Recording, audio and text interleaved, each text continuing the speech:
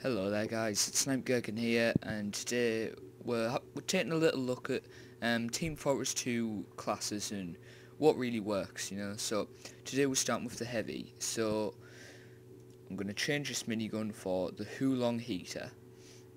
Now its stats are sustains a ring of flames while deployed, which is really good. So if you're anywhere near a spy, it kind of does the pyro's job, which it flushes him out because it sets him on fire, and also does added damage to close range enemies.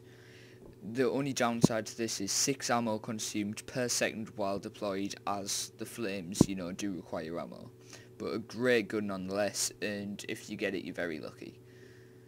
Next we move on to the Dalico's bar, which is a bit like the Sandvig, not like the shotgun, where it takes a while for you to eat it, so make sure you're somewhere well hidden, otherwise you'll probably get shot while you're doing it. But what it does is it adds max health for 30 seconds, so, sorry, plus 50 max health, so it regens all your health, and plus it adds 50 more health points on top of the full health, so that's a really good thing if you're expecting to have a big fight. So yeah, next I'm going to move on to the Fists of Steel. I don't really use fists, and as I've got the Dalico's bar, I suppose I really should use them a bit more, because if I run out of ammo with my Hulong, which is quite possible with the 6 ammo consumed, you may end up having to use a shotgun or fist. So if you do get some type of shotgun for the heavy, and you do feel like using this class, then that may be good. But I really do like the Dalico's bar, because, well, on the game modes that I play on, and servers and the maps, it's really handy, because there's a server that's got a custom map on it. It's called the Jewel Store map, and a lot of the time you're actually sitting outside of a spawn just waiting for someone to pop out. Like, that's just the kind of battle that it ends up being. So you're going to get a lot of damage done to you, but you'll also deal a lot of damage, so you want to stay there as long as you can, and it'll be really good. But anyway, back to the Fists of Steel. This is really good if you got a big map, because minus 40 damage from ranged sources while active. So you equip them as you run into the battlefield, and you won't get hurt as much as if you were just running along with your Hulong Heater. The only problem is it's 20% longer weapon switch, and plus 100% damage from melee sources while active. But the way that I use them is, when I am running towards the battlefield, there shouldn't really be any enemies about that are close range. I suppose on the Jewel Store that I go on, there probably will be, but there you're not running really to the battlefield. It's just go straight out of spawn and you're there, you know what I mean? So this class is good for big maps where there'll be a lot of fighting, basically. So yeah, these four, you can have whatever you like, really. Some of the ones that I have are like Halloween.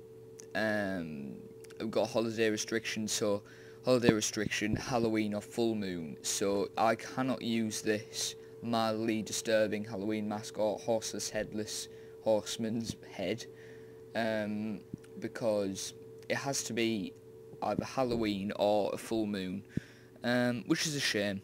But I tend to use the ghastly gibbous. It was from the 2011 Halloween event. It's quite a common thing, and you'll probably see it quite a lot if you do play TF2. The Man and Co cap, I can't remember how you actually get that. I think you just find it, but it's a bit boring, so I like to go with the ghastly gibbous. Then this one, I do have a voodoo cursed heavy soul, but again, Halloween and full moon. But this is what it ends up looking like. You turn into a zombie, and I think the hole in his stomach is something to do with the Meet the Heavy, because sorry, no, Meet the Medic. When the medic's like healing him, and the bird Archimedes like flies in and everything, so you know, I think it's something to do with that. But what I use is my Professor Specs. Gives your teacher the gift of insight, paper dip and rubber band included. These don't really do much. You know, what I say is they're just like little things. I think the only one out of these that actually does anything is the Pyro Vision goggles, where if you see Meet the Pyro, the bits where the Pyro is like, it goes inside the Pyro's mind, and it's all like happy and there's bunnies and everything. Basically that's what happens. The enemies don't turn into like, you know, little babies and things, but the land turns into an even more cartoony sort of area. Moving on, I would be using the Voodoo Cursed Heavy Sword, but I can't, so it's the Boring Mercenary badge, which you can get all the time.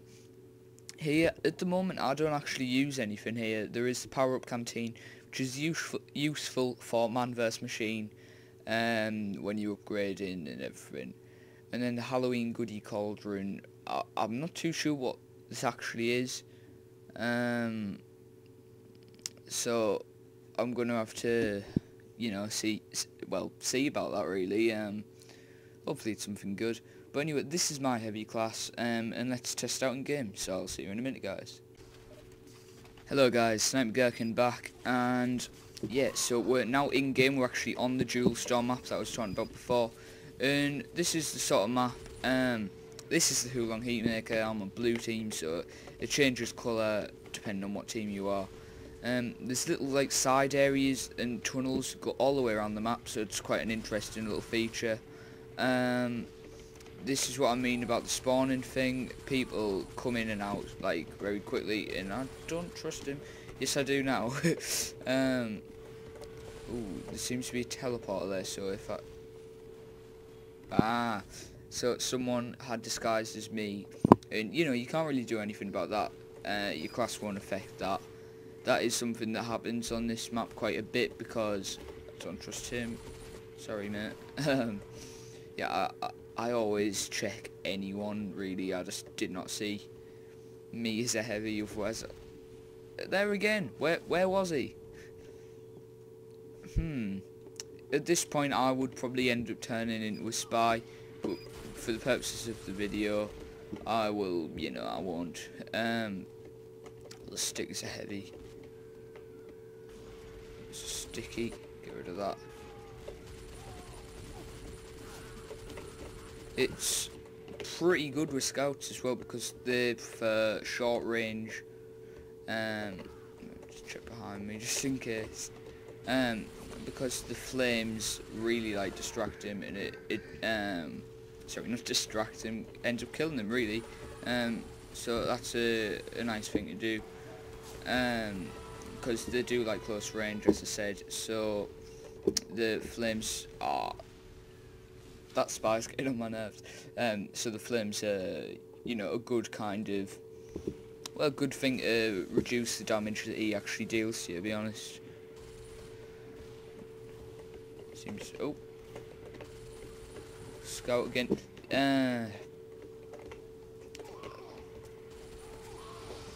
Do not turn your back to a spy. Ooh, got criticals. Really? How many spies does red team want? Yeah, so it'll be a few more minutes of gameplay, guys, and then I think that'll be about it, guys. But tell me if you enjoyed this and if you found it helpful. I'd be happy to do more of these. Heavy is my primary class, so I know a lot about that one. But give us a few hints about what you would like me to do. Did I just kill him? Yeah, I did. So, you know, it could be Sniper. I'm a fan of Sniper as well. See, that's a... Oh, quite a bit of lag. I'm not too sure why. Right, it's fine again. Massive lag spike. I think it's something to do with the server, actually. But, just sometimes lag. And I'm not too sure what's happening with the lag. So, I think I'm going to have to end it here, really, guys. There's a lot of people on the server, so that may have something to do with it. But hopefully you found this helpful. Post in the comments what you'd like me to do next, if anything. And I'll see you in the next video, guys. Goodbye.